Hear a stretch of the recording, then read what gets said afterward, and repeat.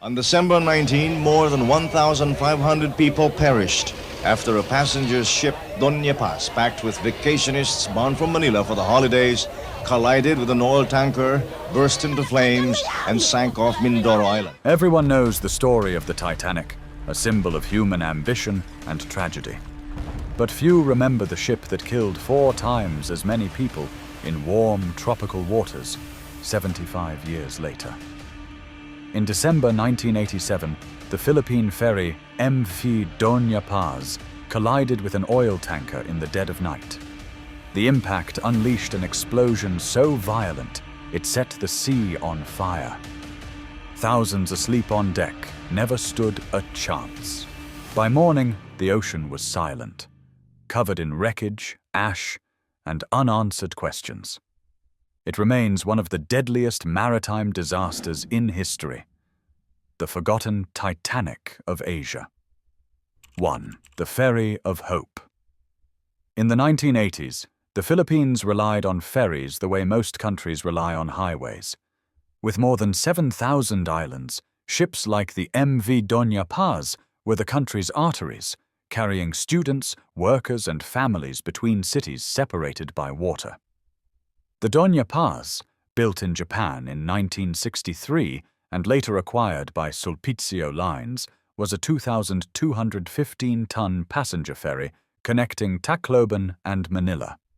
It wasn't luxurious, but it was dependable. Or so people thought.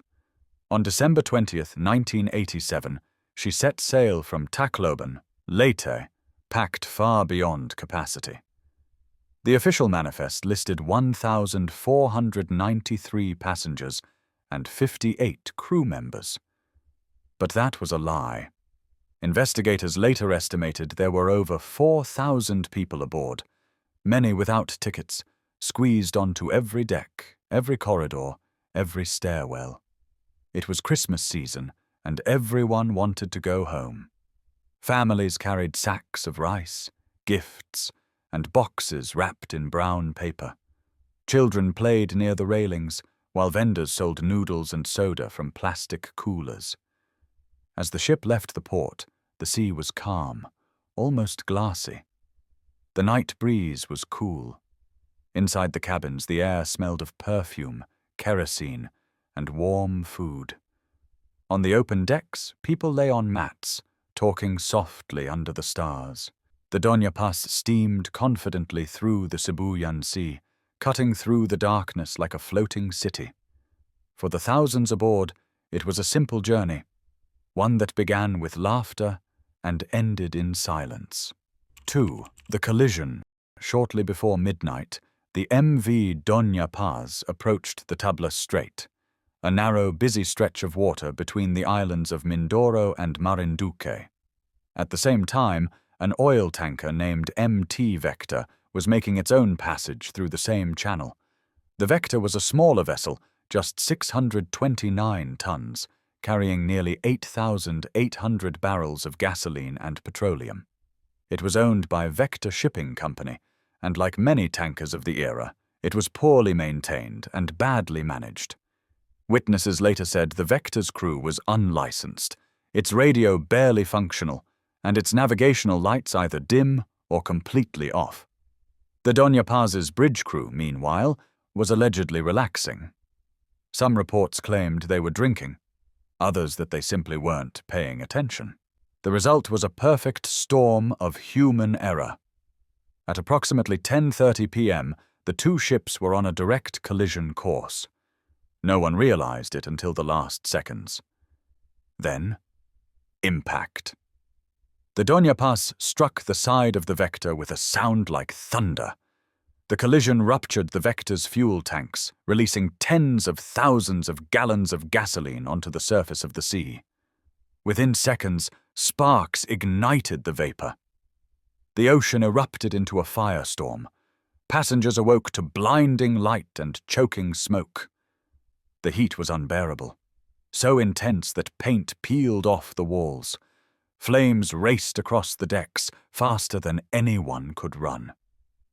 The air filled with screams, panic, and the deafening roar of burning oil. Many were trapped below decks, unable to reach the exits as corridors filled with smoke. Those who leapt overboard found no refuge. The water itself was on fire. Survivors later described seeing people, even children, trying to swim through burning waves. The Doña Paz became an inferno adrift in the night. In less than 5 minutes, the ship was consumed. No distress signal was ever sent. The radio equipment had been locked in the captain's cabin. The Doña Paz burned until dawn, then disappeared beneath the surface. 3. The aftermath. When the Philippine Coast Guard finally learned of the disaster, hours had already slipped by. The first reports came not from official channels, but from terrified fishermen who had seen something unthinkable, the horizon glowing red, the sea itself aflame.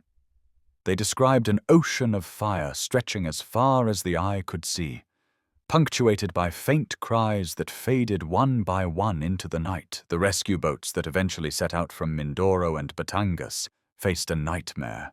Thick black smoke, slicks of burning fuel, and the sickening smell of diesel and charred wood. It took them nearly 8 hours to reach the site, and by then the inferno had consumed everything. Where 2 ships once sailed, there was only debris, drifting bodies, and the silence of catastrophe. Out of an estimated 4,000 souls on board, only 26 survived. 24 were passengers from the Doña Paz, and 2 were crew members from the Vector. Everyone else, mothers clutching infants, fathers trying to shield their families, children sleeping beside their grandparents, vanished beneath the smoke and oil. The official death toll was set at 4,386, but many believe the number was even higher, since hundreds of names were never recorded. It remains, to this day, the deadliest peacetime maritime disaster in human history, deadlier than the Titanic, Lusitania, and Estonia combined. The survivors' accounts were haunting. A young college student remembered waking to the sound of an explosion, like the end of the world. He saw people running through fire, their clothes melting to their skin. Another man described swimming for hours through the burning sea, his hair singed, his lungs filled with smoke, clutching at anything that floated. One mother said she saw her child slip beneath the waves, swallowed by fire. Their words were fragmented, broken by shock, yet all shared the same phrase. The sea was burning. For those who lived, the memories would burn just as fiercely, long after the flames died out. When investigators began piecing together what had gone wrong, they uncovered a chain of negligence that bordered on the criminal. The Doña Paz had been dangerously overloaded, carrying more than twice her legal capacity. Most of the passengers were unlisted and uninsured. The ship's life jackets were old, many rotted or missing. Fire extinguishers didn't work. The Vector's license to transport flammable cargo had expired months earlier, and its crew lacked any formal maritime certification. Neither vessel had functional radio communication that night. In essence, 2 ships that should never have been at sea crossed paths, and thousands paid with their lives. Public outrage exploded across the Philippines. Families demanded answers, the press demanded accountability, but investigations moved slowly, and politics dulled the outrage. The owners of Sulpicio Lines, which operated the Doña Paz, blamed the Vector for the explosion, claiming its gasoline cargo caused the fire. The Vector's operators countered that Sulpicio's untrained crew and reckless navigation were to blame. Both companies deflected responsibility while the courts stalled. It would take more than 2 decades for a Philippine court to issue a final ruling, long after most of the victims' relatives had given up hope of justice. Compensation, when it finally came, was almost symbolic.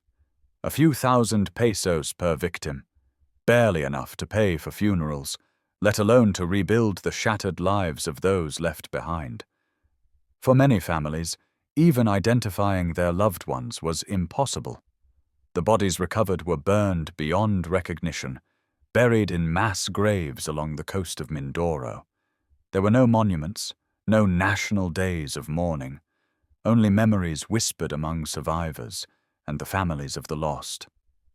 And so the tragedy of the Doña Paz lingered, not just as a maritime disaster, but as a symbol of neglect, greed, and forgotten grief. It showed how the sea, though beautiful and familiar, can turn merciless in a moment, and how human complacency can make that moment inevitable. 4. The forgotten tragedy. The MV Doña Paz disaster should have shaken the world. It killed more people than the Titanic, the Lusitania, and the Estonia combined. But outside the Philippines, it was barely mentioned. In 1987, international headlines were dominated by the Cold War, the Iran-Contra scandal, and the fall of dictatorships in Asia. A tragedy in the far Pacific barely registered. For Filipinos, though, it left a scar that still aches. Entire families vanished that night. 3 generations wiped out in a single flash. Many bodies were never recovered. Mass graves were dug on the shores of Mindoro, marked only by wooden crosses that soon weathered away. The ship's wreckage, discovered years later, lies 500 meters below the surface. A silent tomb in the dark. Why did the world forget? Some point to geography. A disaster in the developing world rarely draws the same attention as one in the West. Others blame the lack of visuals. Few photographs, no surviving footage, no luxury liner myths to romanticize. The Doña Paz was not a tale of aristocrats and violins, but of ordinary people, traveling home for Christmas. And yet, their story deserves to be told. Their journey, their loss, and their courage stand as a testament to the hidden cost of human negligence. "The sea was on fire," one survivor said, a line that echoes like poetry and horror combined. In total, the tragedy claimed more than 4,300 lives, nearly 4 times the number who perished aboard the Titanic.